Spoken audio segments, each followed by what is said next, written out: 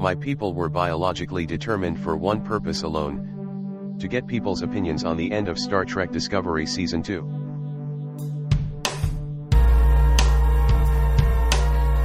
Perfect.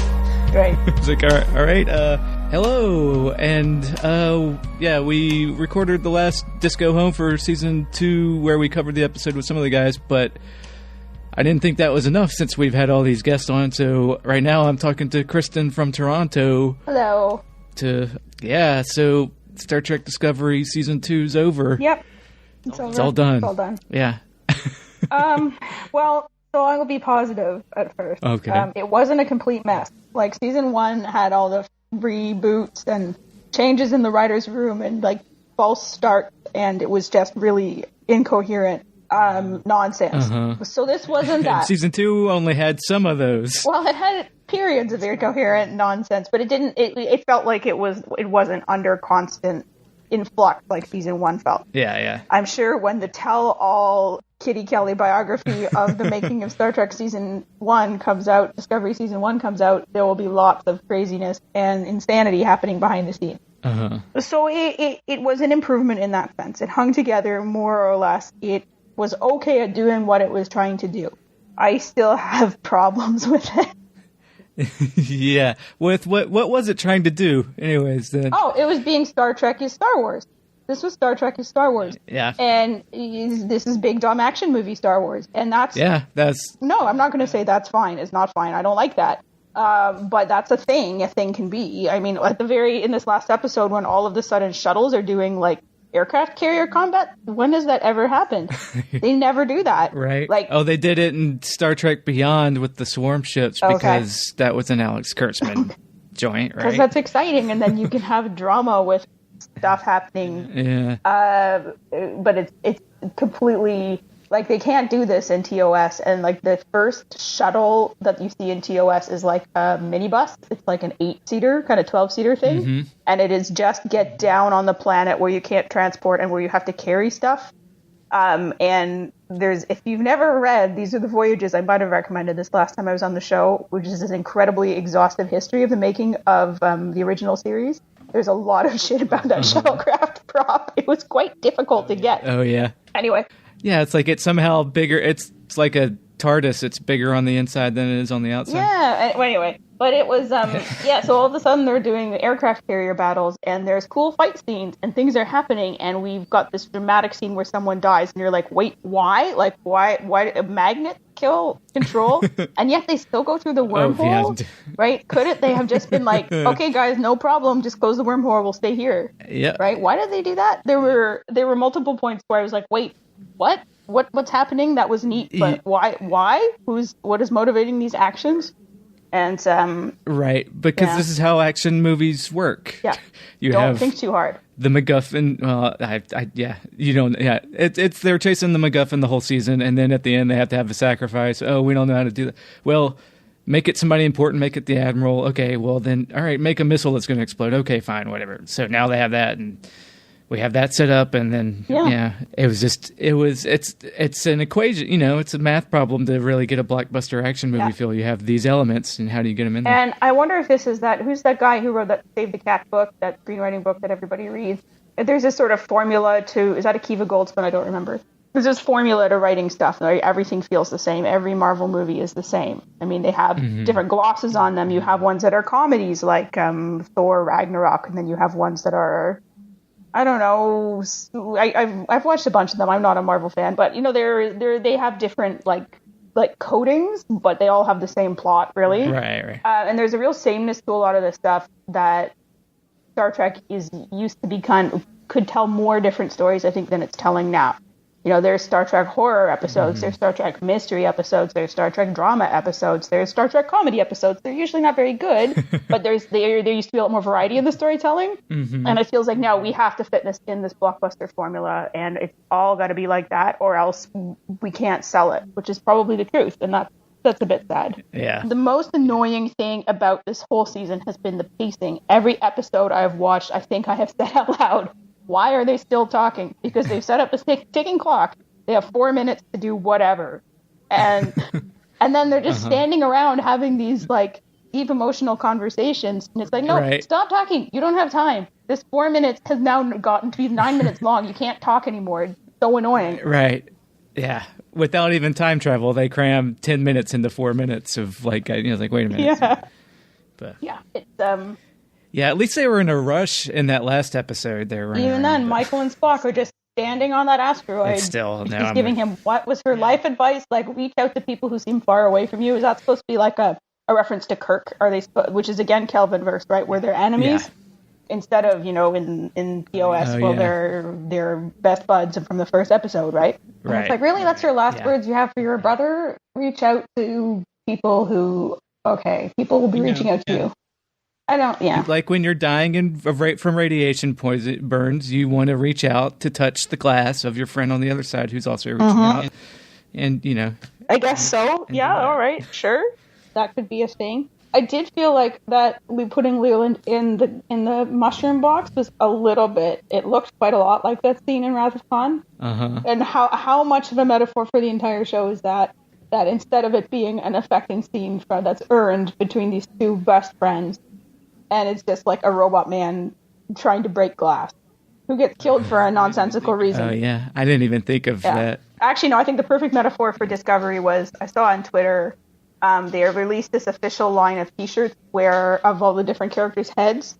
Did you see that? With no eyes? I did. It was creepy. It was very creepy. And half of the replies were, oh my god, awesome, I just ordered all of them. And the other half were, wait, where are their eyes? Right. And that is Star Trek fandom in a nutshell. So when some people are just like, oh, I don't care if they're creepy, and everyone else is like, no, I want a not creepy t-shirt. Right. Yeah, I saw a lot of references to Pan's Labyrinth with the Doug Jones character. Yeah, Doug Jones was in that. Sure, yeah. He's a creepy dude. Sure. Yeah. Okay, what makes me, that's what annoys me the most about this, but what makes me more angry is that I feel like they really wasted their resources.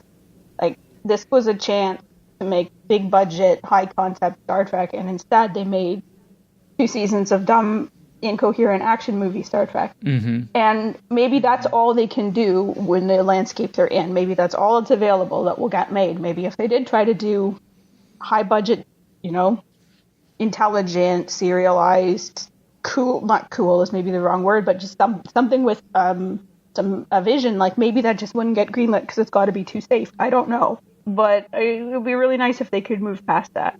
Yeah, well, we'll see. Maybe, like, they got Michael Chabon doing the Picard show, so, like, it feels like the idea is that they're going to be all heady with it, but they have also got Akiva and Alex Kurtzman. Yeah, and I wish... I wish they could get a new idea. I mean, maybe that's a bad thing to complain about Star Trek, which is an old idea, but, like, maybe we should stop revisiting all these old characters in old places and use the kind of Star Trek universe as a jumping off place for something else. What else is there? Is there stories left to tell? Right? I don't know. Well, that's the question. So, what do you think about the clearly the setup for season 3 was? They're in the future. Yeah, they're in the future. It's a blank slate. No, so blank they couldn't even think of what to set it up with at the end of this one. Yeah, it's like, I don't know. Let Michelle Paradise worry about that. As if that would ever work. Just like no one can ever speak of this again. Like, no, obviously not. Like, I mean, how many things like details of what happened 100 years ago from now, 1880s. How many details of the Boer War are you familiar with? Like, none, right? Like, people will just forget about stuff because it happened a long time ago. There's no, like, expunged discovery from the history books because, people, they're going to talk about this. Well, there's no spore drive. People do their holograms, whatever, right? Yeah, I mean, there could have been things which were common 120 years ago and which are not now, right? That's fine. But they have to over-explain it. Like, they won't explain why people do the things they do, but they will explain why we don't have holograms in TOS. And that is just, drives me nuts. Well, did they, though? They explained why they don't have holograms on the Enterprise, and then just assume that we're going to extrapolate that to every they explained why we don't have spore drive. So it's everyone who is involved with Discovery is sworn to secrecy. Right. is that really going to work? Like, Ensign, what's his face, didn't write home to his parents about the school thing that they're doing. No one put two and two together. There's no media in Star Trek. Like, is anyone being like, this conspiracy, right? Like, how do they even think that this flies? But okay, whatever. But this is the things that... Well, that just means that presumably new Clem Fandango had to go and murder everybody's relatives that got notice. Oh God! Because he's the head of Section 31 now, and he'll do what needs to be done. Romantically, in a sexy black jumpsuit. He looks a bit silly in those guys. He's a bit knock-kneed, I think. Like he looks a bit silly in like the really like skinny leg pants. But yeah. And where is what's her name? Captain Georgiou going to get her awesome black leather jumpsuits from? Because they don't have full replicators. They do still have to make stuff. They get like some of the stuff, right? Like with them putting that super suit together. They printed out a uniform for Burnham in season 1, but they're 950 years in the future. They got probably shit we don't even know about, like, right? So they've gone, but they have to like. But anyway, yeah. So when I was on before, I was talking about the Discovery not having a perspective, right? And I think it did show a bit of a one by the end of this, but it's not a very interesting one. And its perspective is like, isn't this cool what I can do? Right? That's what it's trying to say. And that is, as an artistic starting point, a very dull thing, because good job. What are you doing with what you can do? And I think if it can develop... Did Burnham say something like, hell yeah? Like, yeah, there you go. Can edit that in. Hell yeah. If they can take the skill and the skilled team that they have, obviously working together, lots of very talented and smart people working on this, and if they can use that to do something better, that would be really great. But I honestly don't know if I have the stomach to watch season 3, because this is just not worth it. Yeah, I mean, I'm hopeful for season 3 because they did have a little bit of clusterfuck in the writers' room, like after 5 when they fired Aaron Harberts, and then Michelle Paradise. Like, these last 2 episodes weren't great, but just because the plot was like stupid, I thought. But I thought there were little moments in the writing that worked a little bit. Like, and I'm curious to see if she can. I mean, I don't really have anything to go on other than that Ariam dying episode. I like. Yeah, that was good. Yeah, that was decent. I mean, it ended, like I said, 10 minutes too soon. Like, it didn't establish what happened with Control, but right. Yeah, it was definitely probably one of the best episodes of the season. That and the Saru one. Right. So okay, if she's in charge, I don't know. I might give it a chance, but I don't have a lot of goodwill left for it. Right, because it's and they're not beholden to the 23rd century, and they're rebooting, so it could be they have room to actually make it great, but they also have room to fuck it up like royally too. So who knows? Well, we'll see. Well, the proof is in the pudding is in the eating, as they say, right? So if Discovery, we were talking about this on the Discord a bit. What is the theme of Discovery and the thesis of Discovery? Right, the theme is the thing it's about, and the thesis is the idea about that. And I think actually Stefan from the Netherlands nailed it, and is that the theme is purpose. It's about finding your purpose, and the thesis is that that's the most important thing you can do with your life is figure out what your purpose is. And that's not terrible. That's fine, and that's a really thing that common military thing that would resonate with a lot of people in the military, because that's a big thing people say about that experience. So I think that's good, because what I said for last season was that the thesis was people, they're not that bad. Right? They're not good. They're not good, but they're not that bad. So if they can come up with something that has a bit more depth and resonance, then maybe they can make some good TV out of it. Right.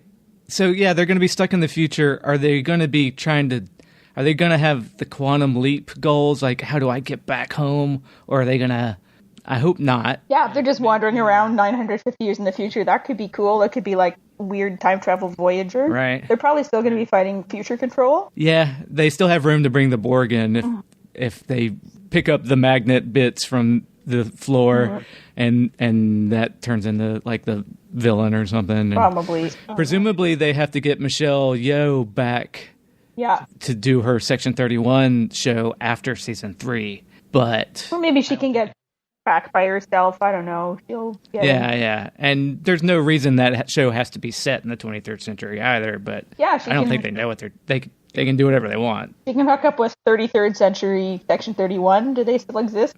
Yeah, who knows? Who knows? Does the Federation still exist in this? Yeah, I mean, I guess it's got some... But I'm worried to get excited about it because all of Discovery... I made the mistake of getting excited for Discovery when it first came out because I forgot the lesson of Enterprise, which is go in with low expectations and you'll be pleasantly surprised. So I was like, okay, no, good. We're finally in an era of good TV and they're making Star Trek, so there won't be any of those, Right. Profit and Laces, or what's the worst TNG episode? I can't remember. The racist one. Anyway. Oh, then season. Yeah. So, like, no, the racist one's worse than Beverly Fucks a Ghost.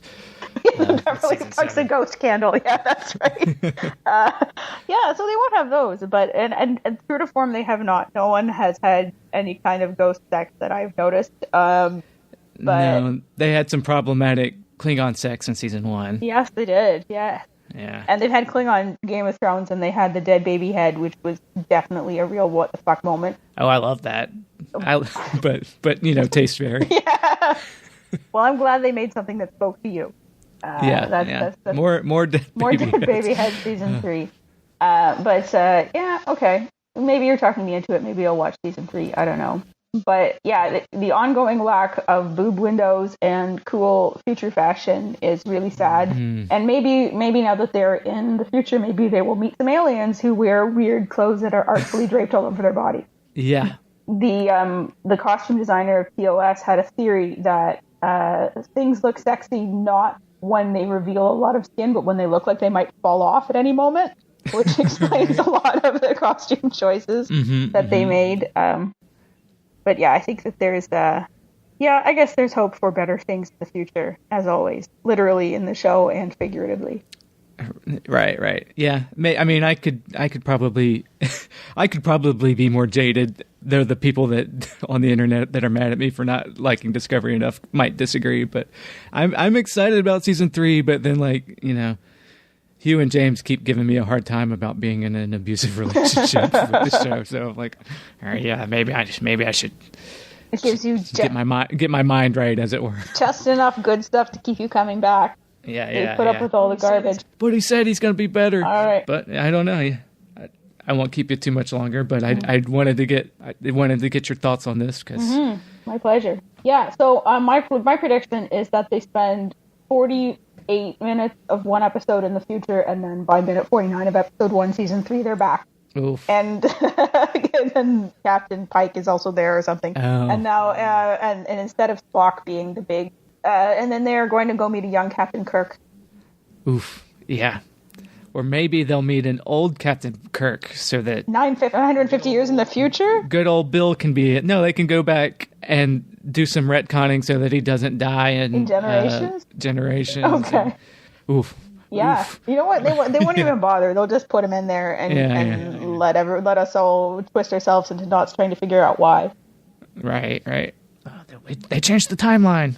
They're going to get me out. Oof. Yeah, well, I've been trying to game out how they could make this good, but you know what? Gaming out how they could do it even worse it's a little bit scary. Like I said, go in with low expectations, and then you'll be pleasantly surprised. That's what I did with Enterprise, because I watched a bit of it when it first came out, and I'm like, well, this is terrible, and I stopped watching it, and then I watched it randomly a few years ago, and I was like, oh, this is totally fine. It's not good or anything like that. It's not great, but it's all right. Okay? Yeah. And I guess if I had gone into Discovery feeling like it was probably going to suck, then I would have had a lot better time watching it. So let's go into it expecting instant time travel back to the past, deflate all of the tension out of it, totally throw away this great premise, and then maybe something better than that will happen. You're selling me on it. That's a good deal. All right. Thanks. You've really turned me around. All right. Well, thanks for having me on again. Yeah, of course. Yeah. And we'll keep in touch. We'll see you on the Discord. Yeah, see you on the internet. Yeah. All right. Good night. All right, good night. And here's another one. Okay. All right. Hey, everybody, it's me. It's your old companion, Wade. Anyways. Oh, I feel weird saying companion to anything for some reason. But anyways, yeah, so season 2 of Discovery is over. But we're still not done here on a Discovery Home Companion. don't have Glenn or Sean, but I've been rounding up some of our other companions to get their feelings about the end of season 2 and how they feel about this this show coming out on the other side of as far as we've gotten. And you know who I am probably. Also, we have one of our fine returning guests here. We have Arthur, also known as Bucky WT Goodhair on Twitter. Good evening. I'm back again, and looking forward to this. This was an episode. This was a conclusion. It certainly was. Yeah. I definitely wanted to get your thoughts on the finale and everything that's led up to that, especially in the back end of season 2 with Glenn and Sean slowly morphing into you and James as far as their feelings about poor Sean. The kudos to them, and again, thank you for having me. It's a pleasure. Good, Glenn and Sean, I salute you. You guys put in a lot of work. This was not easy. I hope this doesn't turn you off of more of Discovery and or more of Trek. But there were some. This got a little messy, I think. Oh, they had a blast. Yeah. Well, he was hate yelling on this, but it was a fun kind of hate yelling. The hate yelling that's good for your soul. Right. Yeah. Oh, if Sean loved something, he'd be yelling about it too. So you can't really. So, well, do we want to do it? Do we want to go thoughts on what happened in the episode, kind of plot point by plot point, and then what it means to the larger scope of the show? And yeah, well, I mean, I feel like I covered a lot of the plot points with them in that last episode. So, I mean, as much as whatever it is that you want to talk about, I don't want to go over and repeat myself. But for you, we haven't heard from. So, whatever you want to talk about. Well, general thought. It was a beautiful episode visually, that it was a fun space battle, and Michael's journey through the wormhole was pretty. I enjoyed the rocks on the bridge, and that was a good. Mm-hmm. I've seen a lot of people some people on Reddit and some other places saying that they felt this was the best space battle Star Trek's ever done. I agree with the parts of the space battle that took place on the ships. The various bridge scenes exploding. I don't agree with the larger, like the wide shots of all of the ships. It was hard to follow. It was confusing. Right. I personally am not a fan of that J.J. Abrams flip the camera, turn it over, pull it back while spinning around and gyrating. Oh, yeah. And they've been... Yeah, they'd use that a lot, didn't they? Yeah. The Motorola commercials when she's doing the jumps or whatever. And it's not that everything has to be the kind of static shots that it was in the Berman era, but when you flip the camera around like that, it makes it tough to understand what you're looking at, let alone follow it. And then right. Well, there wasn't much there wasn't a thing to keep track of. It was just like, look at all this shit, which, it has its place, but I kind of miss the submarine fights, that you used to get. But that's me being a curmudgeonly old man. It was different back in my day, Well, I mean, you look at how DS9 did it specifically in A Call to Arms, Sacrifice of Angels, in the Tears of the Prophets, or the season 6 finale, and then the arc that you guys are coming up to on Rules of Acquisition that closes out the show. Mm-hmm. Star Trek can do these large-scale battles, but again, kind of going back to one of my earlier critiques, is Discovery's so... everything's ramped up to a 20 all the time. Mm-hmm. It can be a little hard to follow, but I loved the rocks on the bridge. I did enjoy everybody on the Discovery crew bridge having lines. It was nice to see more people involved in the Enterprise. But yeah, the blast door thing with Cornwall didn't make sense. Yeah. Shout out to her. She's only like the fourth good admiral we've ever seen. Right. Shout out to her. I enjoyed Rebecca Romaine a lot. She's great. Mm-hmm. I didn't understand why they shook hands at the elbow. First of all, I didn't understand why they shook hands at all, let alone elbow to elbow. It's like It's either medieval or fantasy, kind of like, yes. It was very Lord of the Ringsy, and now the hobbitses must part kind of thing. Right.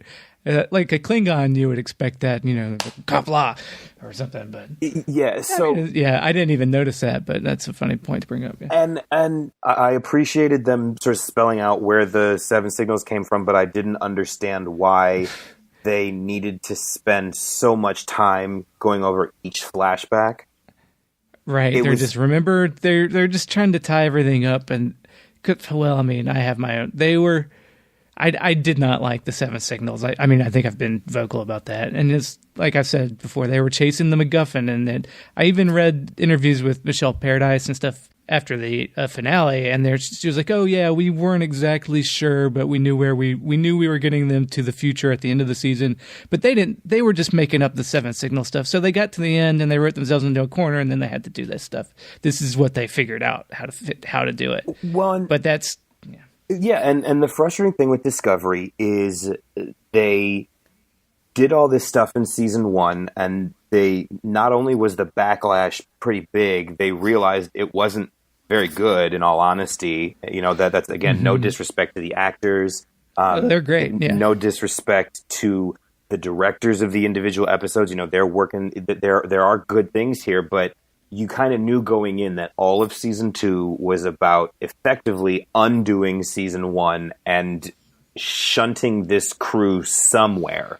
Right. And it's a little frustrating to be going into season 3 and still not really know your main crew is. And they've shuffled the cast around. Right. They made some weird choices. I hate what they've done with Tilly.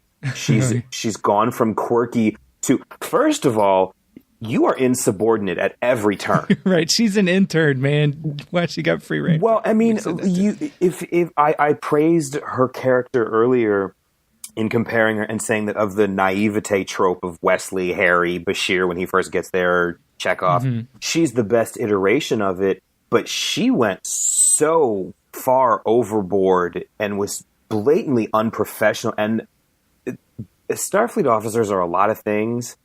They're not unprofessional. Yeah. And I know that this is kind of my old man soapboxy complaint, but one of the things that's supposed to be integral to Starfleet officers is they're seeing wild shit at every turn.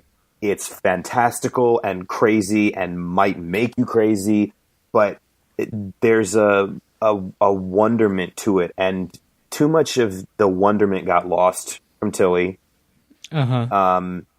I appreciated that they finally got Paul and Hugh together. And if you go to my Twitter account, @BuckyWT, good hair, perturbed, disturbed, and unnerved nerd, you will see that Mr. Wilson Cruz and I had a brief exchange about that. I made my feelings known about some of the replies, which were... There was somebody who effectively said, it's not that there's queer love, it's that they're in love. It's like, yeah, I did see that, actually. But, so they wrapped up some storylines and set some things up for next season, but it was jumbled, and time they could have taken for character development got dumped into the aforementioned flashbacks to all the earlier planets. Right. Which themselves, again, were beautiful. They did that one shot of the princess planet, the non-white Jayla girl. And that planet is gorgeous. With the mist coming around or whatever it is. That's really cool. And I think going forward, next season, what I hope is that we get some more space planet porn like that. I mean, I hope they go to new planets and meet new aliens, because that was not what we got in this one. You're saying that you want the USS Discovery to discover things? Yeah, that might be something. And, it's fine to discover something about ourselves along the way, but they didn't really they discovered that, I'm the Red Angel. Yeah, whatever. The show it's fine. Like, I mean, I don't even want to be they had two things they wanted to do. They wanted to get to the future by the end of this show, and they wanted to make it look like a movie. And that was their main driving thing. That's what I see. Like, that's what Alex is good at, and that's what we're so proud that we made it look like $1 million. It's like, okay, that's not what I want from Star Trek. Well, and when she and Spock are in the shuttle bay at the beginning, I mean, it's an Iron Man suit. Oh yeah. And I'm all about Endgame, but I mean, it's. I'm trying very hard not to delve into the two. You know, I don't want to be one of these people that's never happy with it because, right. You know, and it is. They did some nice things. I think it will be great next season when it's just Detmer and Owo and Saru and hopefully Nan. I hope she's alive. She probably and Michael and Tilly and Bryce and Reese, like that. Those 8 names. That's a great new crew. Mm-hmm. They're young, they're pretty, they're good actors, they're diverse. You can tell a lot of stories with those people. Yeah. I hope they do that. I was very surprised actually that they left Ash behind, and I'm a little sad about that because I was oh yeah. I appreciate it, but I was so Giorgio is going, and Giorgio, by the way, did not learn anything from our universe. No. Not a damn thing. Yeah. She's arguably learned how to love Michael a little bit more. I don't know. Well, and they were almost. It felt like they were almost building to that, but then she went right back to a sadist with control, and I mean, so God bless Michelle Yeoh. Michelle Yeoh is a god, but Mirror Universe Giorgio is annoying. Right. I mean, they're really hung up on it. It's so fun to be bad, which it is, but you know, she's a space Hitler, dude. Right, exactly. And I keep the 20 minutes we saw of our universe, Philippa Giorgio, that you know, them making the insignia in the desert in the first episode. That was fucking awesome. And it would be so great to have Michelle Yeoh as, you know, the Michelle Yeoh, I don't want to say Captain Picard because that's not fair, but like, see the actual Giorgio instead. It is fun to watch Michelle Yeoh chew up scenery, but she's such a good actress, it feels a little wasted. Yeah, I guess, you're not wrong. Yeah, because it's beautiful to watch her do stunts, and she is fun. Oh yeah, like I mean, you know, like I said, for all my complaints about it, she's just so enjoyable to watch enough that I'll watch whatever she's in. But at the same time, like you want something more than that to hang it on, you know, right? Yeah, you want the best writing for her, and it feels like Mirror Giorgio is so one dimensional. And when in the episode where they had Kima from The Wire as Michael's mom, where you had sort of a brief tete-a-tete between, right, and that it almost felt like they were going to actually start softening her, and she was maybe going to be like, maybe I don't have to be quite as devious and bloodthirsty, but as you know, Leland, this is going to hurt, and I'm going to like it, and right. torture porn. No, thank you. Yeah. All right. Well, I was hoping to have someone on a little bit more positive. Well, here, I mean, it's they. No, I mean, I don't mean that. They did what they solved their biggest fundamental problem, which is they're 10 years before Kirk. So my issues are with the writing. I remain as ever optimistic about the third season because I think it's if they're smart, it's an opportunity to take some of Voyager's missed potential and execute on it more successfully. Yeah. I'm interested in the idea of what, because we've actually done very little exploring of the Beta Quadrant in the franchise. Right. If the Federation covers it, but it's basically where the Klingons and Romulans are, and beyond that, we don't know. The most that it's been explored is the talked about Sulu mission on the Excelsior, which, by the way, Paramount, I understand that you guys are not particularly happy with the current state of the movie franchise. How about you give John Cho some money and talk about Sulu's first captaincy of the Excelsior in the Kelvin universe? How about you do that? Anyways, you can call me. You can find me on Twitter. But back to Discovery. There's potential here. They're going to be completely unencumbered from the earlier parts of the franchise.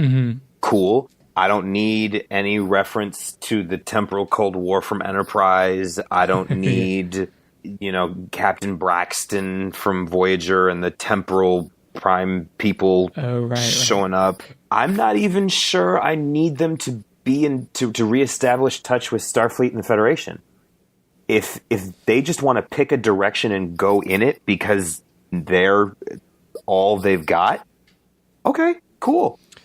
Yeah. I don't know how it exactly matches up time-wise with that short trek. And that is fair to bring up because they said that first they said that the short treks were supposed to stand on their own, and and there were 4 or 5. 4? I don't know. There was the Escape Artist, there was Caliban, there was Brightest Star. I'm trying to remember them by plot. There's the one where the princess is introduced in ice cream. There's Saru's home planet. There's the Odyssey with Calypso, not Caliban. Right. He wakes up 1,000 years where it's just Discovery. Yeah. There's the Dwight from The Office one, which I hated personally. Okay. And was that it? Might be it. So there were, of the 4, 3 ended up being really critical to the plot, even though they said they were supposed to stand on their own. And okay, right. But pick a lane. Yeah. Well, I mean, that's my question. Like, what time exactly did they jump to?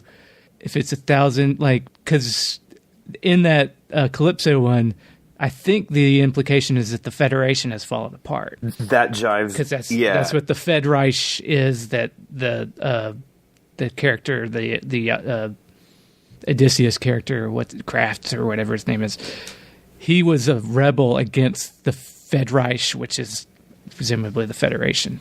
Is what devolved into. An unfortunate portmanteau of, I think that's how you pronounce it, an unfortunate mashup of Federation and Third Reich, it sounds like, which... Ooh, I didn't even think of it. Yeah. It's troubling that that's the first thing that leaps to my mind. Maybe you should edit that out. So I don't want to just dump. Something they did well that I enjoyed was the relationship between Michael and Spock. That ended up being a strength of the season for me. I'm glad you think so. It wasn't for me. But, not in terms. But if it was, I mean, I don't want to change your opinion of it. Don't get me wrong. I'm happy that it worked. It worked for me in terms of not thinking about Spock beyond this point. Mm-hmm. It worked for me with the Spock that we have not the Spock that we know, but the Spock that we've been told about on Discovery and that have seen as a little boy. From a second season narrative perspective, I appreciated it because there was growth, there was change. Their final speech was way too heavy-handed with the go find Kirk, basically. Right. Even though McCoy, it's not just go find your other, it's go find your friends. Right. And the time got very much pulled out of whack where everything, Lieutenant Owo said they had 9% shields, and then there were the rest of the 40 minutes of the episode. Right. And they're having these long pauses. It's like time is literally a factor. Yeah. But the strength of the actors, they worked, they sold it to me. It doesn't work in terms of, what we know about Spock on the original series, Next Generation, Voyager, the movies. Yeah. And that is a problem, but I think some soul searching among Trekkers is Discovery isn't going to recapture some of the magic of TNG. Right. I wish they'd stop trying to trick us that it's supposed to, though. That's my whole thing. Yeah, they talk a big game, and it's like, then either be the Orville or, just be Discovery. And I'm hoping this is now the third time I'm saying it, which is frustrating, but I'm hoping third time's the charm. I'm hoping they'll let Discovery be Discovery. Yeah. I don't know what kind of stories they can tell, because so far everything's tried to shoehorn into what we already know, which is like, no, go do your own thing.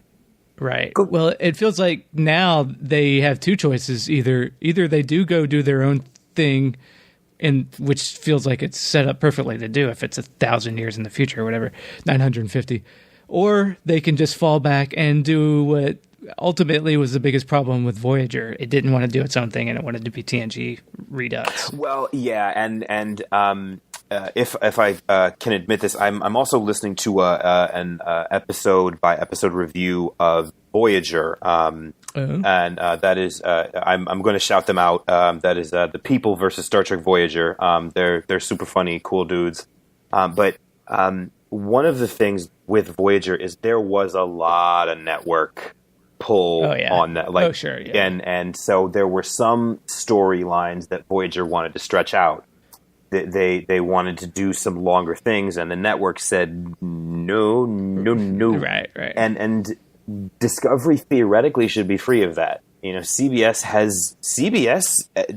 from what I can tell, has said, as long as you guys get it to air relatively within budget, we don't care what you do, say, what it looks like. Well, see, that's the thing. They haven't done that. They've been way over budget. They had to borrow like millions of dollars on the back end to get through season 2. Yeah, and I remember learning about that when we talked about that Klingon episode.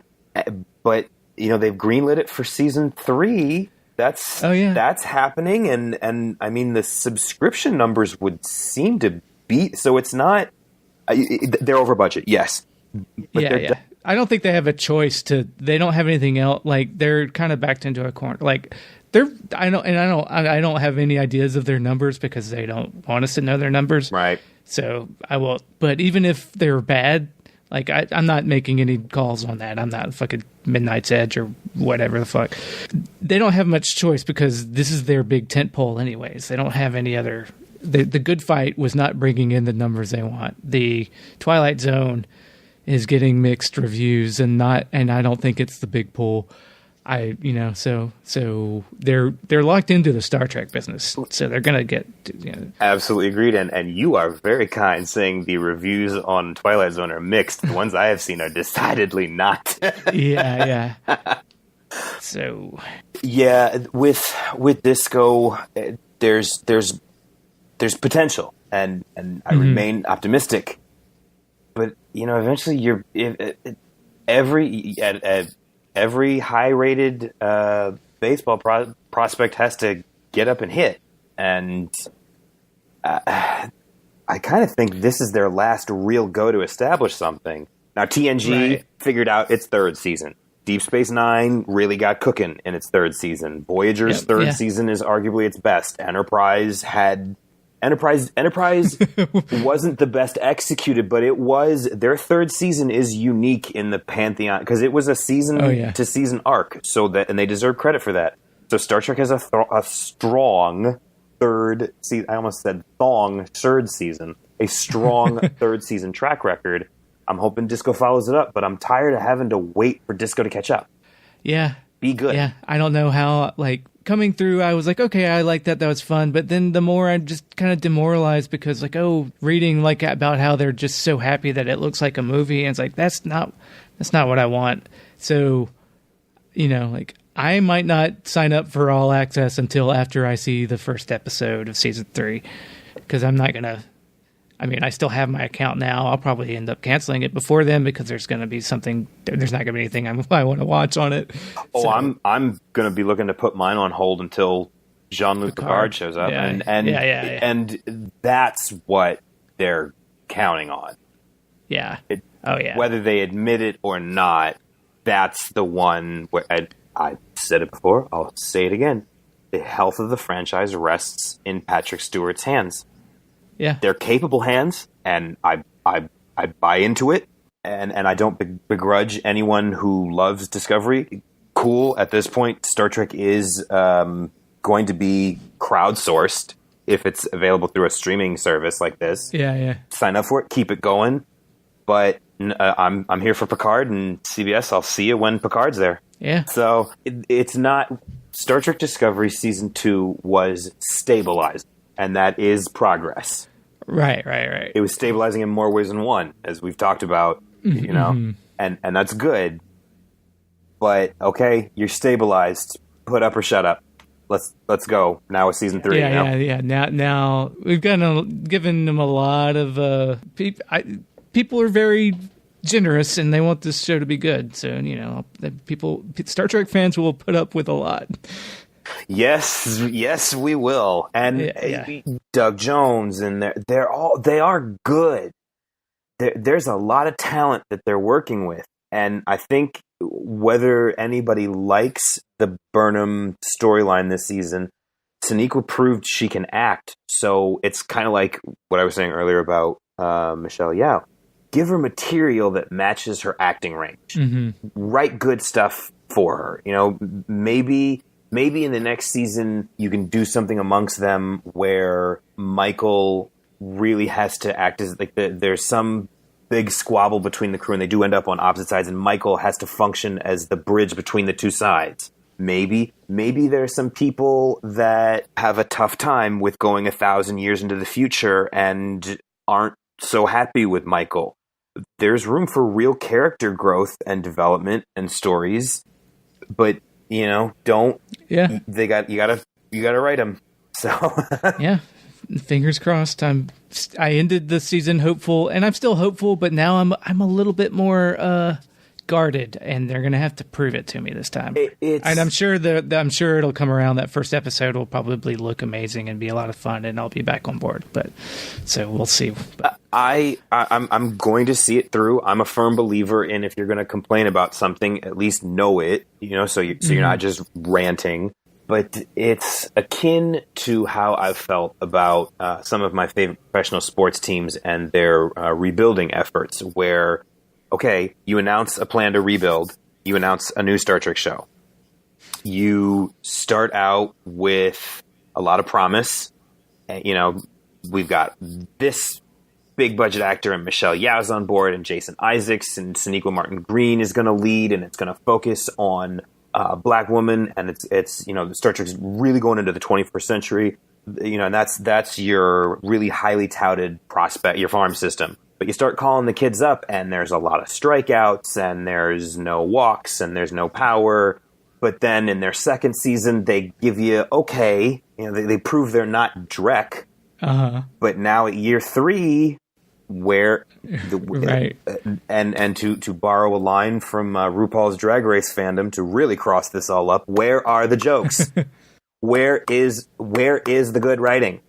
So the writing on the episode doesn't hold up. I enjoyed it because it was a visual feast, and it is fun to see the rocks on the bridge. That's the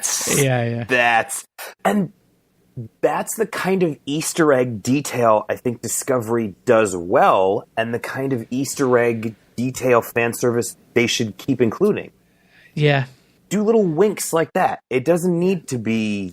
I'm fine with Easter eggs, but if they can actually integrate the references into like a coherence... That was my problem with season 1. They can throw you an Easter egg, but they can't write a story around one. Like that's... Because now they can write a story around big budget action movie action because we know that's just chasing MacGuffins around. But like, if you're going to write a story around these Easter eggs, make the Easter eggs central to like how the story progresses. Yeah. But it hasn't so far.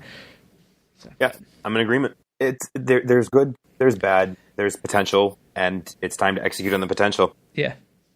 All right. Yeah. I don't know. I feel like I've said my piece more than once about this. Do you have any final thoughts? Yeah. Picard show. I'm interested to, obviously this has implications for the alleged Section 31 show, unless they just yank the crew back and leave the ship, which they left them the out to do that. I hope they don't. Right. It would be real easy to get her to jump on like a temporal, police and go back to wherever they want her to go. Could be anywhere. And of course, they can easily write up that, with the time suit, she steals the crystal and vanishes into a wormhole and winds. So they can hand wave it away. Right. Or whatever situation they find themselves in the future, she has to rebuild Section 31 from scratch or something. There's any number of ways they could go. Yeah, right. So, but congratulations to the cast on making it through season 2. It could not have been easy. God bless you guys. And other than that, I don't have much to say. I thought I had a joke, and I don't. So no. All right. Where are the jokes? I don't have them, so I'm looking to now. That's fine. All right. Thanks for talking to me, Bucky. And yeah, we'll be in touch. Yeah. Thank you for having me. A pleasure as always. I'm always willing to talk Star Trek. And shout out, like I said, to James and Wade on the. I'm right here. No. James and Hugh. I'm so sorry, man. On That's the okay. rules No of acquisition. Check out the that People versus Star Trek Voyager podcast. It gives you a different look at Voyager, and I'm all for re-examining. But other than that, thank you very much. All right.